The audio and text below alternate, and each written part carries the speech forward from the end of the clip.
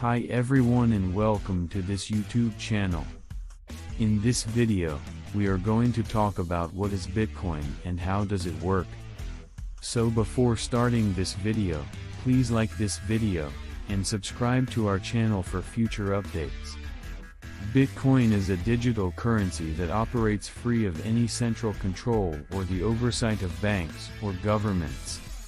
Instead, it relies on peer-to-peer software and cryptography.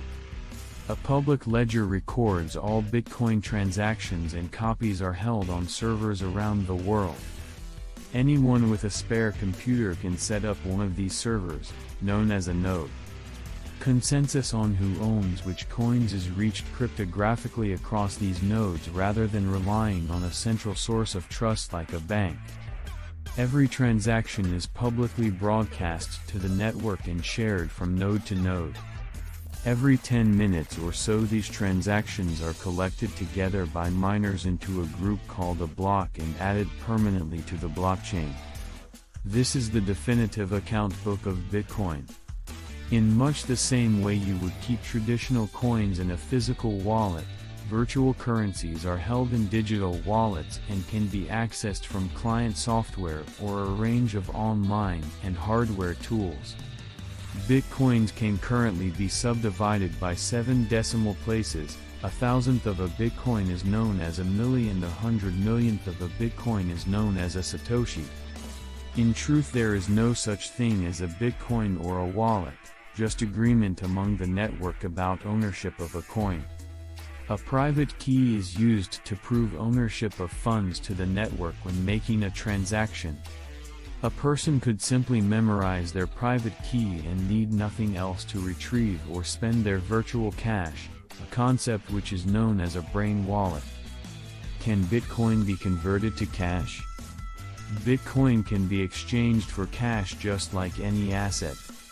There are numerous cryptocurrency exchanges online where people can do this, but transactions can also be carried out in person or over any communications platform, allowing even small businesses to accept Bitcoin.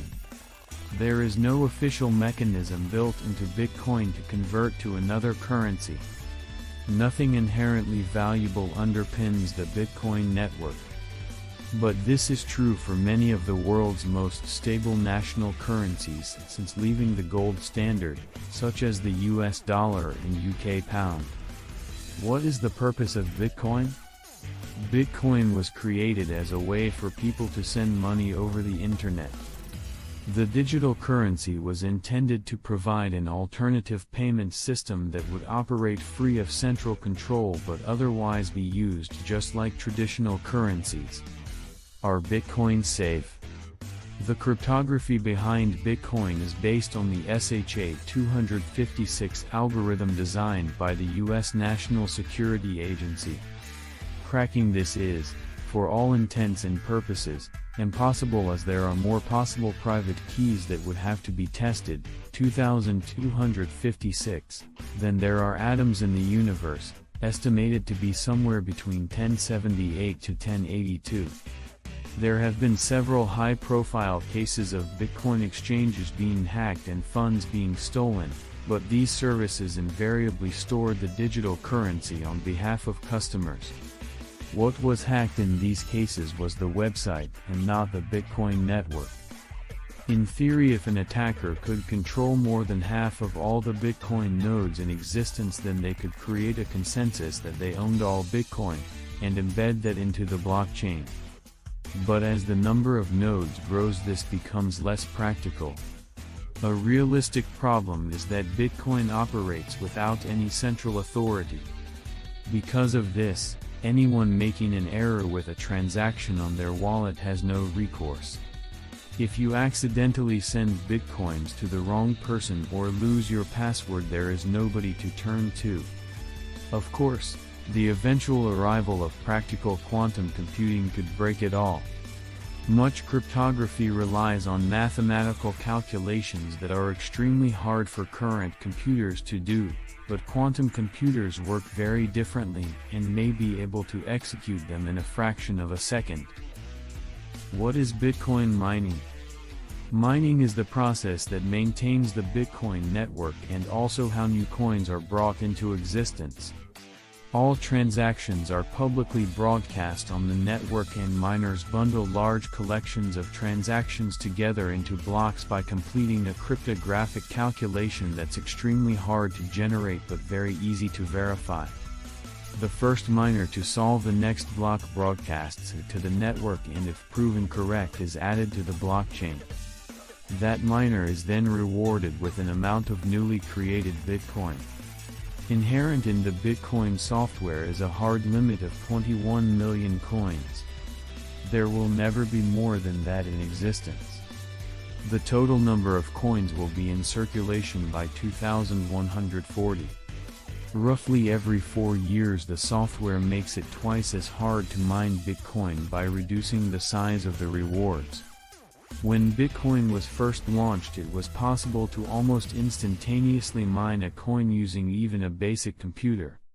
Now it requires rooms full of powerful equipment, often high-end graphics cards that are adept at crunching through the calculations, which when combined with a volatile Bitcoin price can sometimes make mining more expensive than it is worth. Miners also choose which transactions to bundle into a block, so fees of a varying amount are added by the sender as an incentive. Once all coins have been mined, these fees will continue as an incentive for mining to continue. This is needed as it provides the infrastructure of the Bitcoin network. Who invented Bitcoin? In 2008 the domain name .org was bought and an academic white paper titled Bitcoin, a peer-to-peer electronic cash system was uploaded. It set out the theory and design of a system for a digital currency free of control from any organization or government. The author, going by the name Satoshi Nakamoto, wrote, "The root problem with conventional currencies is all the trust that's required to make it work. The central bank must be trusted not to debase the currency, but the history of fiat currencies is full of breaches of that trust." The following year the software described in the paper was finished and released publicly, launching the Bitcoin network on January 9, 2009. Nakamoto continued working on the project with various developers until 2010, when he or she withdrew from the project and left it to its own devices. The real identity of Nakamoto has never been revealed, and they have not made any public statement in years. Now the software is open source, meaning that anyone can view, use or contribute to the code for free. Many companies and organizations work to improve the software, including MIT. What are the problems with Bitcoin? There have been several criticisms of Bitcoin, including that the mining system is enormously energy hungry. The University of Cambridge has an online calculator that tracks energy consumption, and at the beginning of 2021 it was estimated to use over 100 terawatt-hours annually. For perspective, in 2016 the United Kingdom used 304 terawatt-hours in total. The cryptocurrency has also been linked to criminality, with critics pointing out to it being a perfect way to make black market transactions. In reality, cash has provided this function for centuries, and the public ledger of Bitcoin may actually be a tool for law enforcement. Thanks for watching.